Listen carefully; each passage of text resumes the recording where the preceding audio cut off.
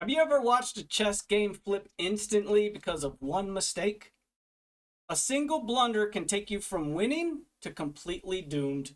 Today we break down the most dangerous blunders, how to spot them, how to avoid them, and most importantly, how to punish them.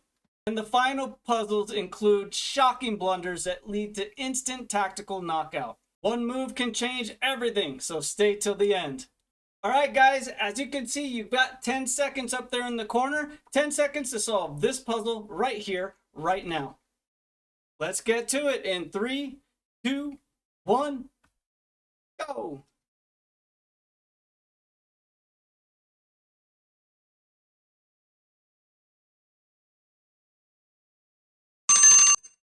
That's it! How'd you do? I'd really like to know. Drop it in the comments below. Hit like right now if you've ever actually lost a winning position due to a blunder. And check out the coaching link in the description if you want to get those blunders out of your game. So I'm welcoming you back to day 26 of elevating your game with 303 tactical chess puzzles. I'm vryBot, a US certified chess coach and an international expert, and today I'm your tactical coach. Today is all about blunders, the big ones, the subtle ones, and the game-changing ones. Because strong players don't just play good moves, they avoid the losing ones. So today's goal is don't blunder! And make sure to stay with me until the final puzzles, which expose blunders that look harmless until the position collapses. Alright, let's jump into the fray. How did you do with 10 seconds on this puzzle? 10 seconds might have been a little tough, but the moves are not too tough. Look at this. If the king comes forward, we're going to take... So, what he's got to do, he's got to move over to g3. In that case, we're checking. Is it such a big deal? Well, only queen can take. Or he's going to leave, and he'll lose the defense of his queen. That pawn was guarding the queen. So, queen takes, king takes, and now what? I'm sure you got it. Jack! Opening the bishop! In the end, it was a skewer. So first puzzle down. Nice job. That's going to take us directly into yesterday's bonus puzzle. Don't worry, all the work was already done, right? You were here yesterday, right? Well, you already did this. So go ahead and play the moves with me now. Rook takes f7. Check. All right. We can go ahead and lose a game or agree to a draw by playing rook takes f7. Is there better? Of course there is. c7. He can't take because the rook is actually pinned, isn't he? All right, well, if he takes and we take and we push, I get the queen first. I'm actually going to check him, grab up this pawn in the meantime, and be able to come back to guard a1. Let's go back. There's only one more variation to notice, and that is pawn to a2 first. In that case, we just get a queen right away, and our rook is always guarding this square. So, king gets out of the way, play rook a1, we'll be fine. I think it's time for black to resign. How about you? You know what? It's time for no more blunders. Go ahead and leave that comment down in the section below if you're ready to level up. So let's jump in. We start with more blunders everybody makes, unprotected pieces, loose squares, missed threats. And in this position, black has done something, not to mention misstepping with his queen, but also misstepping with his king and allowing piece play from white. So this is just a real simple mate. It's not too tough. I hope you spotted it quickly. Bishop takes, and we can grab the queen with a really nice discovery, a peekaboo if you will. And we're going to grab that queen, but why should we do that? Can you spot the mate? I'm going to leave this on the board for just a second, let you work that out, and then let me know in the comments how to proceed in this situation. Well, enough of a pause for you. I'm going to play queen g5 and queen f6 to show you how to do it. Loose pieces, usually a tactical disaster.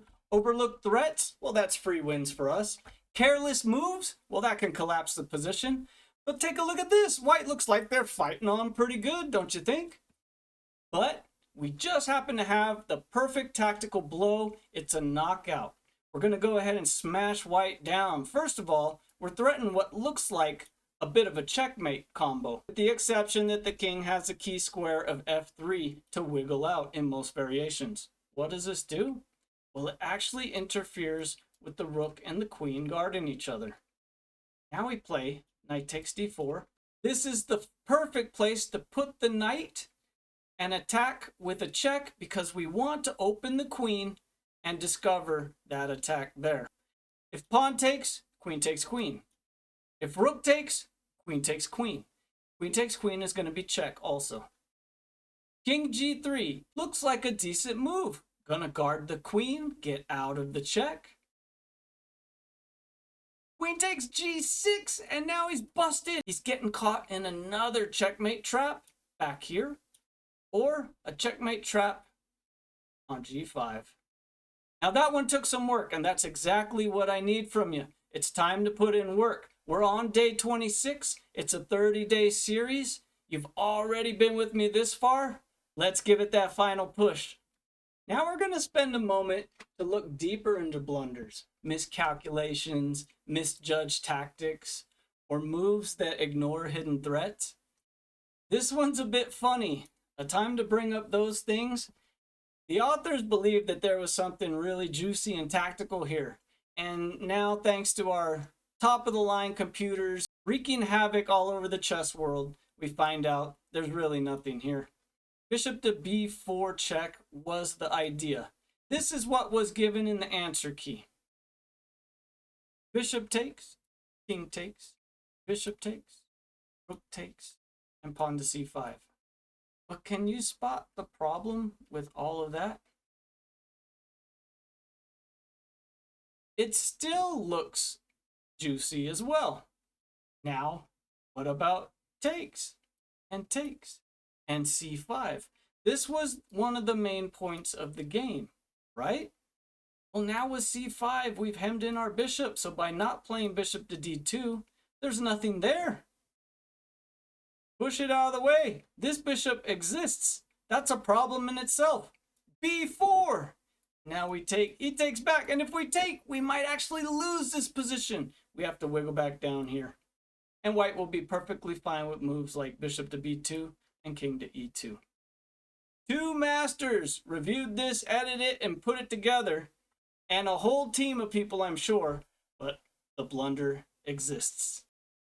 Blunders can happen at every level, but you can reduce them drastically with the right habits. In fact, I'm gonna suggest that you check out my coaching link once again. I can help you work those blunders out of your game.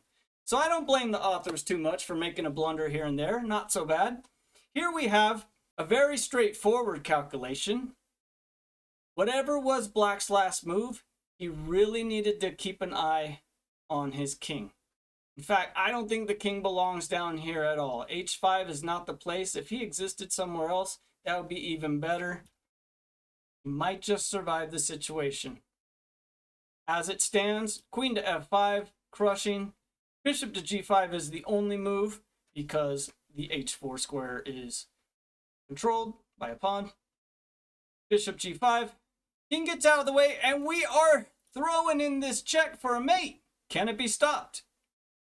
Well, actually, yeah. Rook to a1. What else can we do?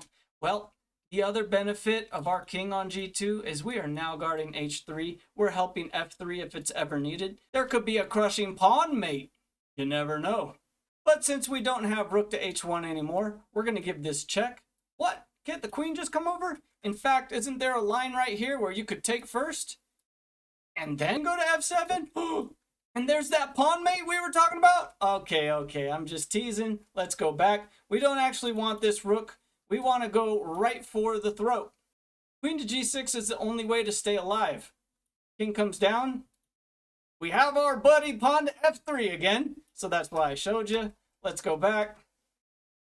Queen to g6. And queen f3.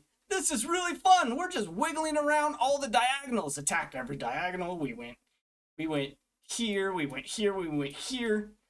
Like, do we even know how to play chess with our queen? Apparently we do. We play really good chess, moving the queen all over the place. Here's a quick coaching tip for you. Most blunders happen because players stop calculating. Keep asking, if I were my opponent, how would I punish this? If you want to build blunder-resistant thinking, I can help in coaching sessions. Now black's king situation is a mess again. We have what could be 4 players in the attack again. Let's see how to do it. It might require a little finesse. Even though there are several ways to win the game here, my favorite was knight to g6, but the computer was saying queen just takes, and maybe it's not as strong. You do want to offer some opportunities for your opponents to blunder. Now, why are they giving the queen? Well, here's why. Rook takes h7 is slamming into the back. If king takes, let's just play it. Queen goes to the back, just like the rook was going. If now knight takes, very interesting, queen to h5, and we're going to solidify everything here with pawn takes g6. If knight just gets out of the way, it's not going to help. Let's go back. All these complicated lines, and there is something a bit more clear to the tactical aggressor's eye. Bishop to b3. Really nice move. The rook is actually guarding it for the moment, but it would work even if the rook was guarding this piece. It's so brilliant. All right, bishop gets in the way. Well, we're just going to take it. All right, knight gets in the way. Okay, we're just going to take it. We're guarding it. It's still hitting. And the point is it's going to infiltrate the g8 square. So let's pop on back. We're going to go check. King takes. Knight g6. And we're sliding into h5 again.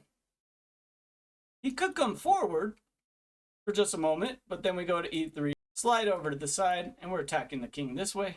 So likely queen takes, pawn takes, and it's very similar to what we had.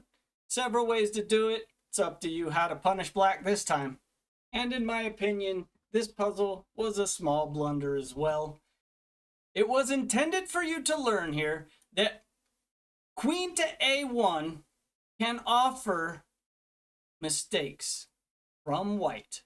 All right, if they just move the king, they're actually lost. Rook to h3.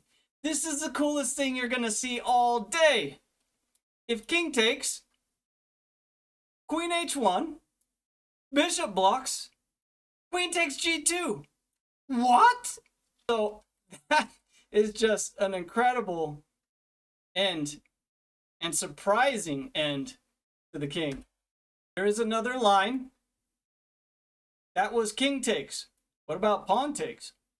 Well, it's even simpler than last time. Just queen to g1. Mate on the board.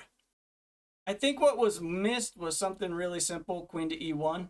What's going to happen is that we're going to prove an easy endgame. That's what this puzzle is supposed to boil down to, though everyone else made it look real flashy. Rook to d3, attacking a pawn, and preparing our pawns to push forward. We're just going to win this game with simple technique.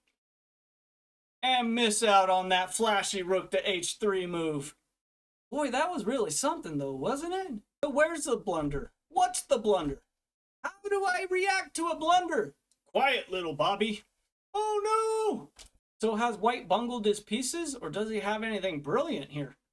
Well, we can't play rook over trying to get a checkmate. The rook would just take our knight, right?